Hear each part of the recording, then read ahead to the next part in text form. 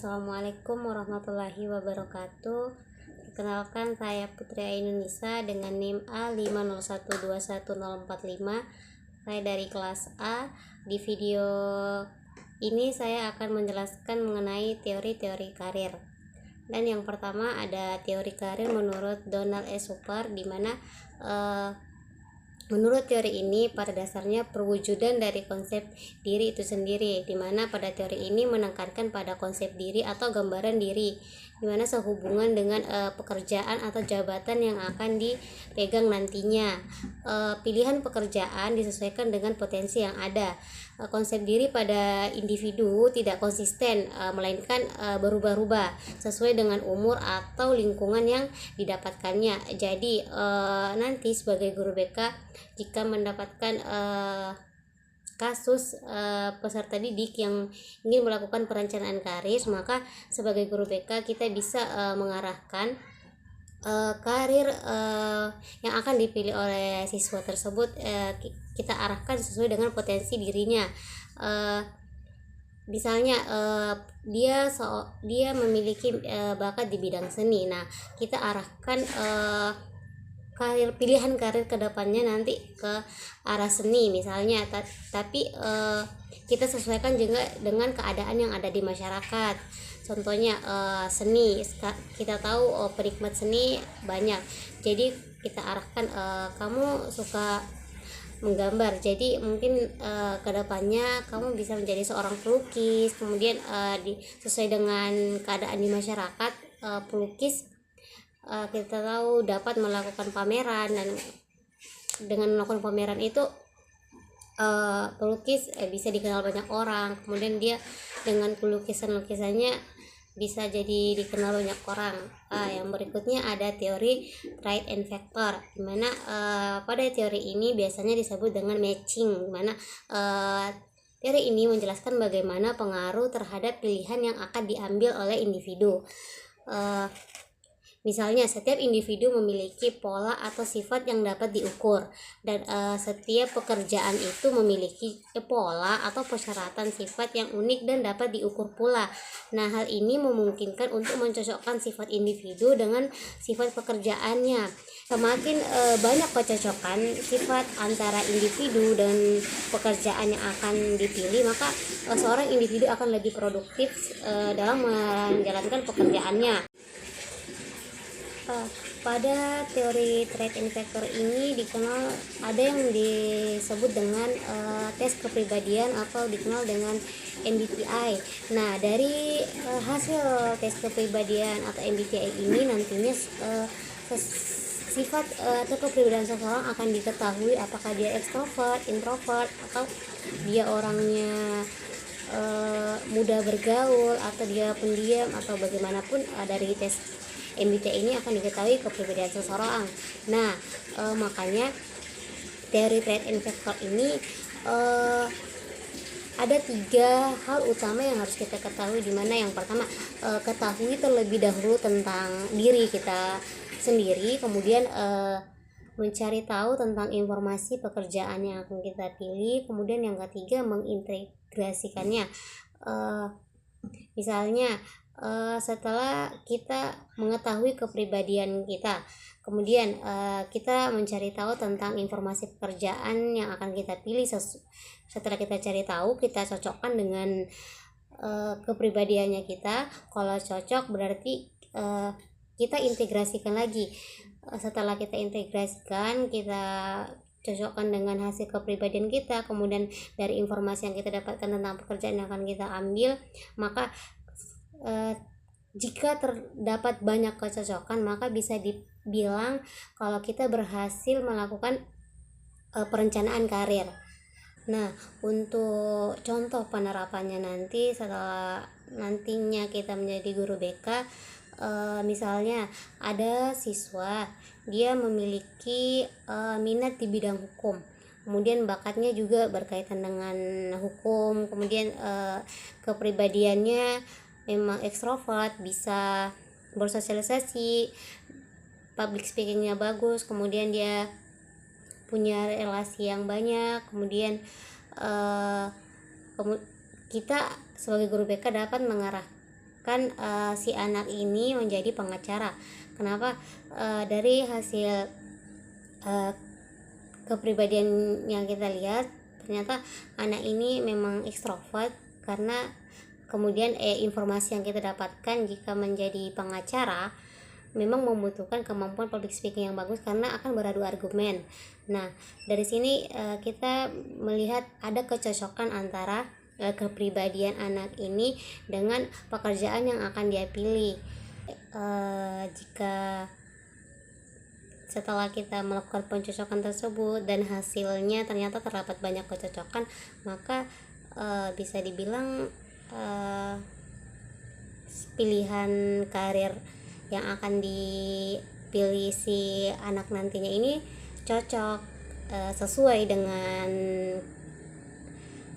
kepribadian si anak ini nantinya. Nah, selanjutnya teori karir Anaro.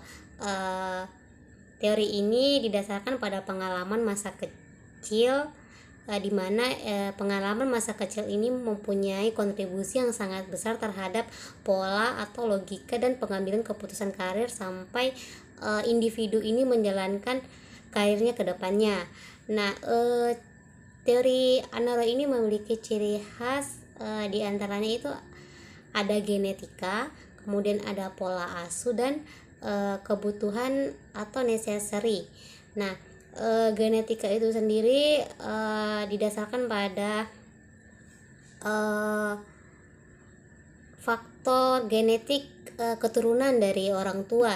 Jadi contohnya itu misalnya prestasi,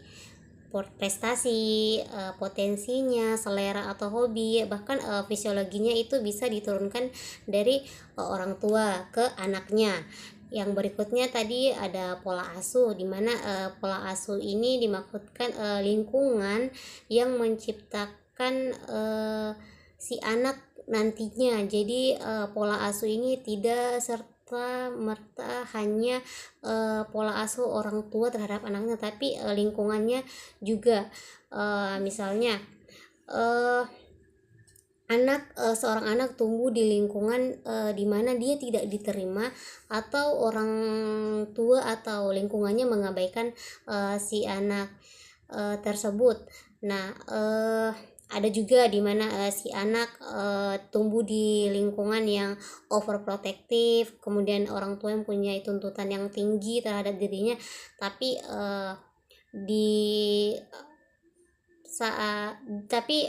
si anak ini juga masih bisa melakukan diskusi dengan orang tuanya. Ya, yang berikutnya bisa jadi si anak berada di lingkungan yang menerima, atau dia ada accept dari lingkungannya. Misalnya dia tinggal di lingkungan yang demokratis, orang tuanya menerima pendapat si anak, kemudian dia diberikan reward, kemudian dikasih teguran jika melakukan kesalahan. Nah, dari pola asuh ini menentukan pemilihan karir si anak ke depannya. Nah, berikutnya tadi kan ada kebutuhan manusia atau necessary. Nah, ini didasarkan pada hierarki menurut Abraham Maslow, yang hierarki kebutuhan manusia. Jadi di sini mempengaruhi pemilihan karir seseorang. Misalnya nih, seseorang memilih pemilihan karir itu yang mampu memenuhi orientasi ke perutnya. Kenapa? Karena pada saat dia kecil ternyata kebutuhan fisiologisnya tidak terpenuhi. Nah, jadi dia memilih pekerjaan yang pemenuhan untuk makannya terpenuhi, semua dipenuhi oleh tempat kerjanya. Atau juga nih dia pemilihan karirnya yang tidak berbahaya, karena mungkin pas masa kecil dia kekurangan rasa aman, jadi dia pemilihan karirnya yang tidak beresiko. Dia yang pemilihan karirnya mungkin di bidang yang shift, yang jamnya tidak pulang malam. Dia mengambil pekerjaan yang tidak berisiko. Dalam teori karir Anna Roy ini juga seseorang memilih pilihan karirnya itu berdasarkan dua orientasi, yaitu dimana orientasi pada manusia, dan yang kedua itu orientasi pada bukan manusia atau benda ataupun yang interaksinya sedikit dengan manusia. Nah, misalnya nih, seseorang anak itu dididik di keluarga yang memiliki disiplin yang tinggi. Dia orang tuanya merupakan tentara, jadi dia tinggal di lingkungan orang-orang yang bekerja di bidang militer. Nah, sehingga saat anak ini di sekolah dia mengikuti organisasi, dia tidak merasakan kesulitan. Kenapa? Karena dia sudah ada bakat atau modalitas dari rumahnya yang telah dididik untuk disiplin. Nah, jadi suatu waktu ketika si anak ini nantinya melakukan konsultasi mengenai pilihan karir yang tepat, jadi kita sebagai guru BK dapat nantinya kita bisa meminta atau mengumpulkan data-data masa kecil si anak ini, dia dibesarkan dari keluarga apa. Nah, setelah kita mendapatkan dan menyimpulkan data-data masa kecil si anak ini, kita mendapatkan informasi bahwa ternyata si anak tumbuh di keluarga yang overprotective, tapi masih ada demokrasi di dalamnya, atau orang tua dan si anak masih melakukan diskusi-diskusi. Karena kita ketahui orang tuanya overprotective, pastinya dia masih selalu menanyakan apapun kepada si anaknya. Jadi si anak ini cocok untuk bekerja dengan orientasi pada manusia, karena si anak tidak akan kesulitan jika nantinya harus interaksi dengan orang-orang serta harus memiliki relasi di luar sana. Selanjutnya ada teori karir menurut Holland. Nah, menurut Holland sendiri, karir adalah konsep bahwa individu memilih sebuah karir untuk memuaskan orientasi kesenangan pribadinya. Dalam pemilihan karir biasanya peserta didik akan dilema untuk memilih pekerjaannya. Nah, di dalam teori ini ada yang namanya RYASEC, yaitu gambaran dari tipe kepribadian yang dijelaskan dalam teori pekerjaan yang dirumuskan oleh John Holland ini sendiri, yang mana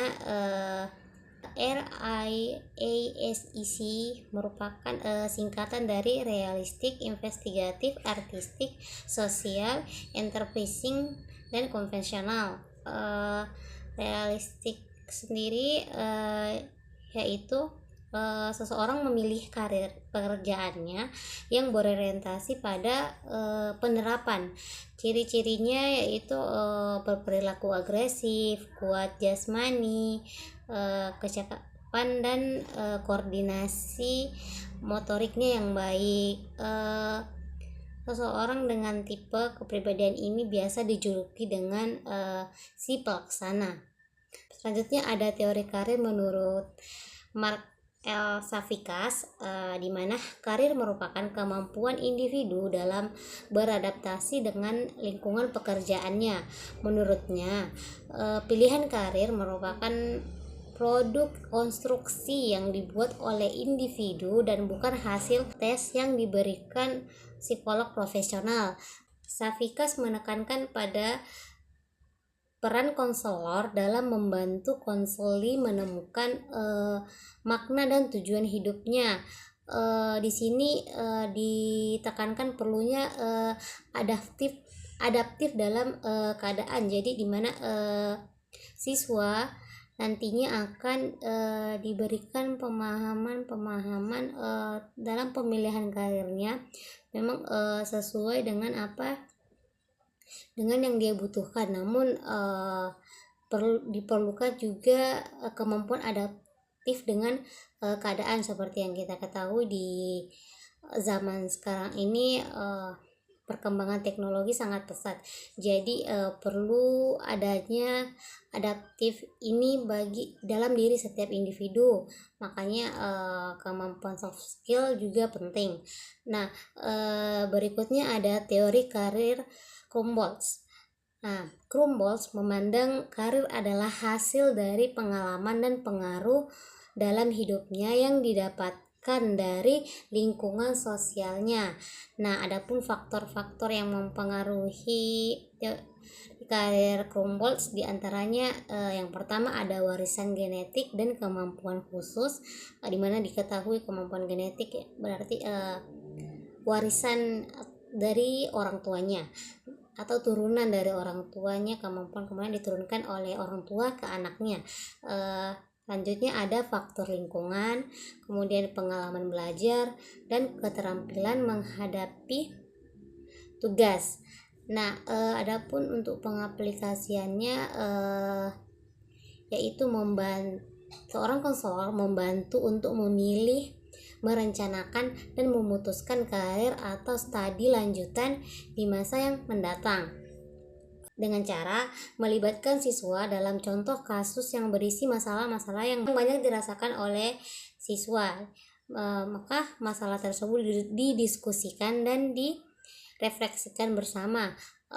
Misalnya seorang anak dalam pemilihan karirnya dipengaruhi oleh warisan genetik karena orang tuanya adalah seorang pekerja seni, yaitu pelukis, dan kebetulan dia tinggal di lingkungan yang kebanyakan orang-orangnya juga adalah orang yang bekerja di bidang seni. Jadi si anak juga muncul minat atau pemilihan karirnya juga di bidang seni. Nah, selanjutnya ada teori karir Hopok. Dalam teori ini pemilihan karir dimulai dengan adanya kesadaran bahwa pekerjaan dapat memenuhi kebutuhan individu yang berlangsung sampai individu itu dapat memenuhi kebutuhannya. Nah, yang terakhir ada teori karir Ginsberg, di mana dalam teori ini ada hal-hal diantaranya faktor emosional penting dalam menentukan perkembangan karir. Kemudian di dalam proses pemilihan karir itu terdapat beberapa masa, diantaranya ada masa fantasi, yaitu dimana pengamatan anak-anak terhadap orang di sekitarnya. Jadi anak-anak berfantasi dia ingin nanti saat besar dia ingin menjadi ingin menjadi guru, ingin menjadi dokter. Itu juga bisa melalui pengamatan langsung dan tidak langsung. Berikutnya ada masa tentatif, yaitu kelanjutan dari masa fantasi tadi, di mana di sini masa sekolah yaitu SMP dan SMA, kemudian berlanjut di masa realistik, yaitu di mana terdapat beberapa tahap lagi dalamnya, yaitu eksplorasi pengalaman untuk pekerjaan. Berikutnya kristalisasi penilaian terhadap hasil dan pengalaman. Selanjutnya spesifikasi dan atau mengelaborasi pilihan dengan memilih pekerjaan yang spesifik. Nah, adapun implikasi atau penerapan dari teori karir Ginsberg sendiri, yaitu dengan memberikan informasi jenis-jenis pekerjaan ataupun jenis-jenis jenjang pendidikan di perguruan tinggi kepada siswa, kemudian melakukan eksplorasi terhadap minat dan keterampilan dalam diri siswa, seperti itu. Baik, terima kasih. Ya, itulah tadi penjelasan mengenai teori-teori karir dalam bimbingan dan konseling. Sekian dari saya ucapkan terima kasih dan assalamualaikum warahmatullahi wabarakatuh.